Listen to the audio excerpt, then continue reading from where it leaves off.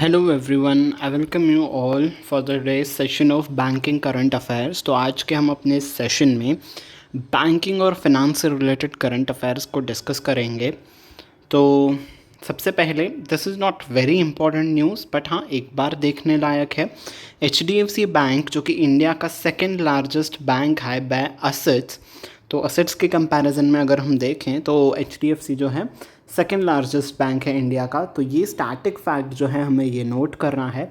इसने लोअर कर दी हैं अपने इंटरेस्ट रेट को अब on savings account by 25 basis points to 2.75, which is lowest among peers in the private sector. तो सबसे कम अगर सेविंग्स अकाउंट पे हमें इंटरेस्ट कोई दे रहा है तो HDFC बैंक बन चुका है। इतना हमें इस न्यूज़ से पता चल रहा है, ठीक है। और स्टैटिक फैक्ट क्या है याद रखना है, HDFC second largest bank by assets. तो PRCs बेसिकली जो अदर प्राइवेट सेक्टर बैंक्स हैं उनके कंपैरिजन में HDFC बैंक जो है वो सबसे कम इंटरेस्ट रेट प्रोवाइड कर रहा है अपने सेविंग्स अकाउंट पे कस्टमर्स को, ठीक है जी। तो the reduction brings HDFC savings bank account rate below it's peer large private sector banks ICICI Bank and Axis Bank, which are both currently offering 3% minimum interest rate on balances below 50 lakhs। तो जो balance है किसी भी savings account में 50 lakhs के नीचे, तो ICICI और एक्सिस जो है वो 3% तक का इंटरेस्ट रेट दे रहे हैं। बाकी जो है आपका HDFC जो है वो 2.75% दे रहा है। तो बाकी प्राइवेट सेक्टर के कंपैरिजन में ये सबसे लोवेस्ट बन गया है, ठीक है। अगली न्यूज़ की तरफ चलते हैं। यूरोपियन इन्वेस्टमेंट बैंक जो है इन्होंने अपने ग्रीन बॉन्ड्स को इशू किए, जिनका था $3 बिलियन के ग्रीन बॉन्ड्स को जो है इन्होंने जो है इशू किए। दैट विल मैच्योर इन 2037, और ये बॉन्ड्स जो है 2037 में मैच्योर हो जाएंगे, ठीक है। ग्रीन बॉन्ड्स बेसिकली वो बॉन्ड्स होते हैं जिनके लिए जिनसे पैसे जो हैं वो किसी न किसी ग्रीन प्रोजेक्ट में इन्वेस्ट किए जाते हैं जहाँ से इन्वायरमेंट को इफ़ेक्ट ना करता हो, है ना। ऐसे प्रोजेक्ट्स जैसे कि सोलार पावर हो गया, विंड एनर्जी के लिए हो गया, इलेक्ट्रिक व्हीकल्स मैन्युफैक्चर करने के लिए हो गया, है ना। जैसे एनवायरमेंट का प्रोटेक्शन हो, एनवायरमेंट को हार्म ना हो, ऐसे प्रोजेक्ट्स आर ग्रीन प्रोजेक्ट्स। और इन्हीं प्रोजेक्ट्स के लिए जो बॉन्ड्स इशू किए जाते हैं दोज आर ग्रीन बॉन्ड्स, ठीक है। द इशुएंस, ये जो बॉन्ड्स इशू किए गए हैं, marks the largest transaction aligned with the European Green Bond Standard since it came into effect last December। तो लास्ट दिसंबर से जो है ग्रीन बॉन्ड स्टैंडर्ड्स जो हैं वो इशू किए गए थे, तो तब से लेके अब तक जो है ये सबसे लार्जेस्ट इशू हुआ है, ठीक है। इतने अमाउंट के बॉन्ड्स इशू तब से लेके अब तक नहीं किए गए थे, अब जो है ये लार्जेस्ट इशुएंस हो गया है, ठीक है। अब रिज़र्व बैंक ऑफ इंडिया की तरफ चलते हैं हम लोग। और आप सभी ने देखा होगा कि मॉनेटरी पॉलिसी कमेटी की जो है वो मीटिंग हुई थी, और उसमें जो है repo rate, reverse repo rate, सब कुछ जो है वो रिवाइज कर दिया गया है, ठीक है। तो reserve bank of India has cancelled, वो हम आगे देखेंगे, रिवर्स रेपो रेट और वो सब। अब RBI से रिलेटेड दूसरी न्यूज़ है। तो RBI ने जो है कैंसिल किया है the certificate of registration of Maharashtra base, तो महाराष्ट्र में स्थित है बैंक, उसका सर्टिफिकेट जो है RBI ने कैंसिल कर दिया है। और उस बैंक का नाम है शंकरराव मोहिते पाटिल सहकारी बैंक लिमिटेड, ठीक है। और उनका कैपिटल जो था inadequate capital and lenders poor earning prospectors, तो उनका कैपिटल जो था वो इनएडिक्वेट था। किसी भी बैंक को ऑपरेट करने के लिए कैपिटल रिक्वायर्ड होता है, राइट। तो वो जो था वो सफिशिएंट नहीं था, और इनका जो है वो पुअर अर्निंग प्रोस्पेक्टस था। तो इनके अर्निंग प्रोस्पेक्टस, कमाई के जो ज़रिए थे वो भी सही नहीं लग रहे थे RBI को, इसलिए इन्होंने सर्टिफिकेट जो है इनका कैंसिल कर दिया, ठीक है। RBI has asked Shankarrao Mohite Patil सहकारी bank to stop banking business from 11 April. तो ऑलरेडी स्टॉप हो चुके हैं इनके जो है ट्रांजैक्शंस, अब आप यहाँ पे नहीं कर सकोगे, ठीक है, इस बैंक से। नेक्स्ट, मॉनेटरी पॉलिसी कमेटी की मीटिंग, जैसे मैंने आपको कहा कि हुई है, 54th नंबर की मीटिंग हुई है, and first of the financial year 25-26। तो 25-26 की पहली मीटिंग हुई है MPC की, ठीक है। और इसमें यूनानिमसली डिसाइड किया गया है, मतलब सभी ने इसके लिए अग्री किया है कि रिड्यूस किया जाए repo rate by 25 basis points, ठीक है। 25 बेसिस पॉइंट्स मतलब 0.25% से, ठीक है।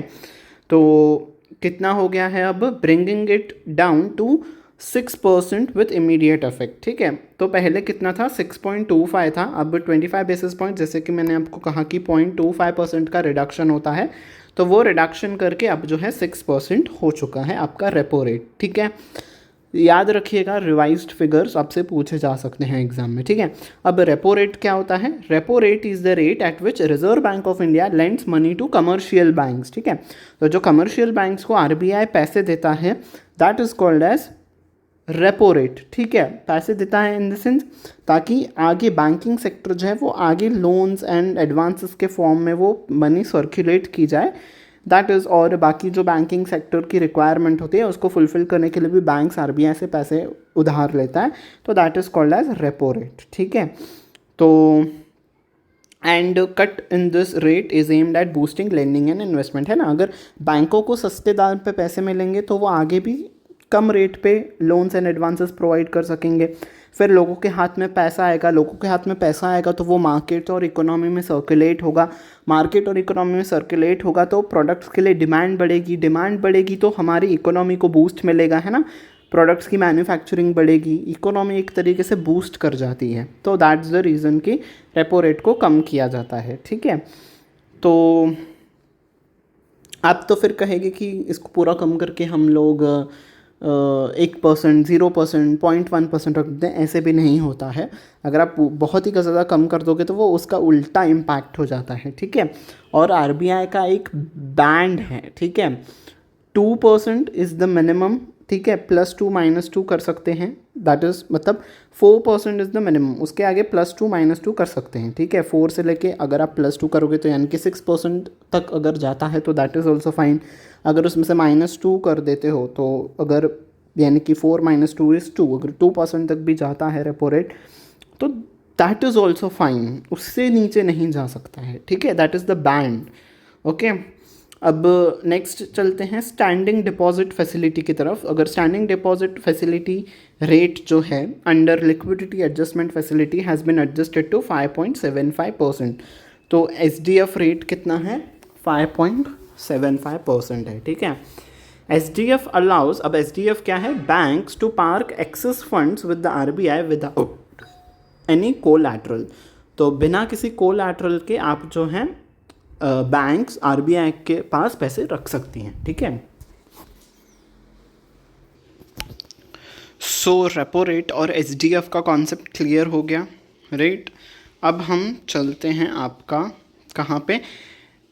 मार्जिनल स्टैंडिंग फैसिलिटी रेट पे, ठीक है। Marginal standing facility rate and the bank rate both have been revised to 6.25%, ठीक है। तो मार्जिनल स्टैंडिंग फैसिलिटी रेट अब कौन सा है, कितने पे आके रुक गया है? 6.25% पे, ठीक है। मार्जिनल स्टैंडिंग फैसिलिटी क्या होती है? It is a provision made by the RBI that enables scheduled commercial banks to obtain overnight liquidity if inter bank funds completely dry up, ठीक है। ओवरनाइट इज बेसिकली आपको अचानक से अगर फंड्स की ज़रूरत पड़ती है, राइट। और इंटर बैंकिंग आपके चेक्स क्लियरेंस वगैरह होते हैं, राइट। आपको चेक क्लियर करना होता है सामने वाले बैंक का, तो अगर किसी भी बैंक को अचानक से किसी फंड की ज़रूरत आ पड़ती है तो वो मार्जिनल स्टैंडिंग फैसिलिटी के तहत आरबीआई से बैंक्स पैसे ले सकते हैं, ठीक है। और आरबीआई किस रेट पे, किस दर पे वो पैसा देगा? That is marginal standing facility rate, और वो 6.25% है, ठीक है, okay. It is an emergency facility that allows banks to borrow a rate higher than the repo rate, ठीक है। रेपो रेट से ये हाई होता है, ठीक है। रेपो रेट 6% था और मार्जिनल स्टैंडिंग फैसिलिटी रेट 6.25%, ठीक है। ये आपको इमीडिएटली फंड्स प्रोवाइड कर देता है, ठीक है जी। अब हम चलते हैं ग्रोथ प्रोस्पेक्टस की तरफ। Reserve bank of India has projected real GDP growth at 6.5% for 25-26, तो 25-26 के लिए आरबीआई ने प्रेडिक्ट किया है कि हमारे जीडीपी की ग्रोथ 6.5% रहेगी, ठीक है। ये फिगर रिवाइज होते रहता है। अगर आपके एग्जामिनेशन अभी हाल ही में आ रहे हैं तो कुछ ही महीने बाद है तो आप पढ़ सकते हो, बाकी रिवाइज्ड फिगर्स आप फॉलो कर लेना, ठीक है। Accordingly consumer price index inflation CPI, ठीक है, जो हम महंगाई दर कहते हैं, CPI इन्फ्लेशन 25-26 के लिए 4% रहने का अनुमान लगाया गया है, ठीक है। और तो ये हो गया पूरा MPC से रिलेटेड जो भी हमारे पास इन्फॉर्मेशन था, ठीक है। अब हमने देखा है कि 12 अप्रैल को PNB का फाउंडेशन डे होता है, ठीक है। एग्जिस्टेंस में आया था पंजाब नेशनल बैंक, तो पंजाब नेशनल बैंक पूछ सकते हैं कि वो किस दिन फाउंडेशन में आया था। April 12 will be the answer, ठीक है, 1895 में आया था, हाल ही में उसके सेलिब्रेशंस भी हुए। आपसे पीएनबी का स्टैटिक फैक्ट पूछा जा सकता है, ठीक है, तो ये आपका पूरा का पूरा स्टैटिक इन्फॉर्मेशन है पीएनबी से रिलेटेड, तो अब हम उसे देख लेते हैं। PNB came into existence on April 12, 1895 as a part of Swadeshi movement. तो स्वदेशी मूवमेंट के तहत ही जो है पीएनबी एग्जिस्टेंस में आया था, और इसका फर्स्ट ब्रांच जो है वो लाहौर पाकिस्तान में था। ठीक है, आपका जो पाकिस्तान है उसमें जो लाहौर सिटी है उसमें पीएनबी पहली बार अपना फर्स्ट ब्रांच उसने ओपन किया था। A maiden dividend of 4% was declared after only 7 months of operation. तो 4% का मेडन इज पहली बार, तो पहली बार का जो उन्होंने डिविडेंड डिक्लेयर किया पीएनबी के द्वारा दैट वाज 4%। सिर्फ 7 मंथ्स के ऑपरेशन से ही उन्होंने 4% का डिविडेंड डिक्लेयर कर दिया, तो बहुत अच्छे तरीके से ऑपरेशंस चल रही थी। ठीक है, great freedom fighter Lala Lajpat Rai जो हैं was the first to open an account with the bank. तो ये पहले व्यक्ति थे जिन्होंने पीएनबी के साथ अकाउंट ओपन किया, which was housed in the building opposite the Arya Samaj Mandir in Anarkali Lahore. तो अनारकली लाहौर में जो है आर्य समाज था, आर्य समाज मंदिर का जो ऑफिस था उसके सामने ही बिल्डिंग थी पीएनबी की फर्स्ट ब्रांच की, और वहीं पे जो है Lala Lajpat Rai was became the first person जिन्होंने पीएनबी में अपना अकाउंट खोला। ठीक है जी, नेक्स्ट इन्फॉर्मेशन की तरफ चलते हैं। RBI launched official WhatsApp channel for financial information aims to reach remote areas with RBI कहता है program channel provides verified information on banking and digital safety. तो व्हाट्सएप पे आपने देखा होगा चैनल्स आते हैं अलग अलग ऑर्गेनाइजेशन के जहाँ पे वो अपनी इन्फॉर्मेशन को अपडेट करते हैं। वैसे भी आरबीआई कहता है, आपने सुना होगा ना, आरबीआई कहता है जानकार बनिए, सतर्क रहिए, राइट।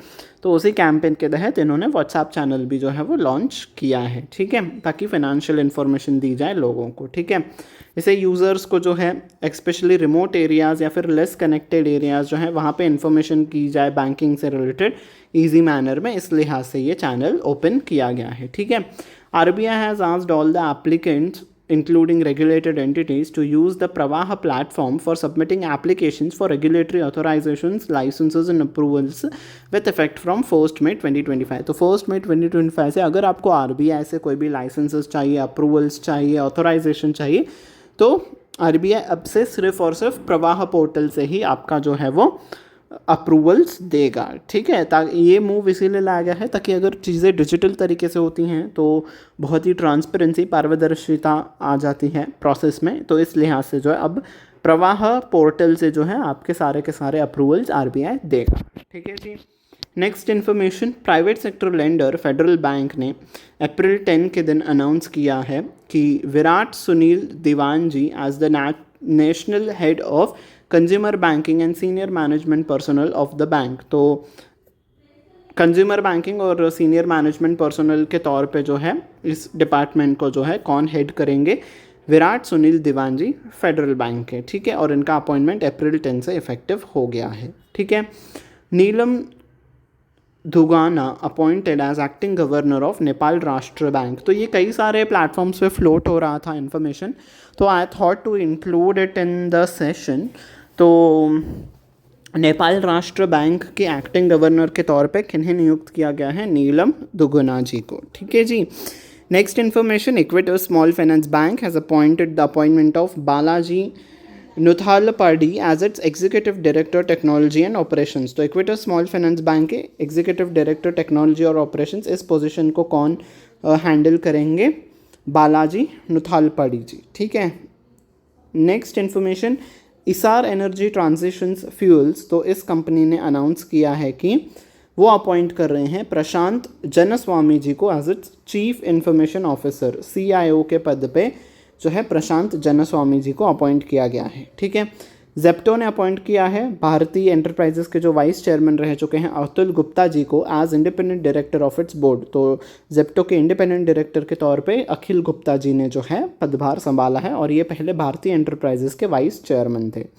ठीक है, नेक्स्ट, स्विगी ने अनाउंस किया है ट्यूसडे को, और उन्होंने एक लॉन्च किया है एक प्लेटफॉर्म का, प्यांग नामक एक AI ड्रिवन प्लेटफॉर्म है, और इससे यूज़र्स क्या कर पाएंगे, to access professionals across specialisations, like अगर उनको हेल्थ एंड वेलनेस से रिलेटेड किसी एक्सपर्ट को कनेक्ट करना है, एस्ट्रोलॉजर से कनेक्ट करना है, इवेंट प्लानर्स या फिर स्किल ट्रेनर्स, इसमें से किसी को भी अगर उनको कनेक्ट करना है यूज़र्स को, तो वो प्यांग जो कि एक एआई प्लेटफॉर्म है, इसके ज़रिए वो कनेक्ट कर सकते हैं, ठीक है। तो प्यांग किसने लॉन्च किया है? स्विगी ने। So yes, that was the last piece of news. Thank you very much कि आप मेरे साथ यहाँ तक बने रहें। ऐसे हर हफ्ते आपके मैंने प्लान किया है कि बैंकिंग के करंट अफेयर्स को आपके लिए पेश किया जाएगा, तो जुड़िएगा।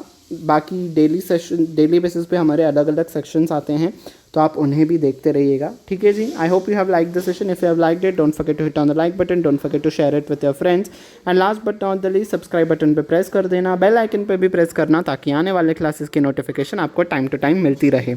On this note I take your leave until you meet next time. Take very good care of your self. Bye bye everyone.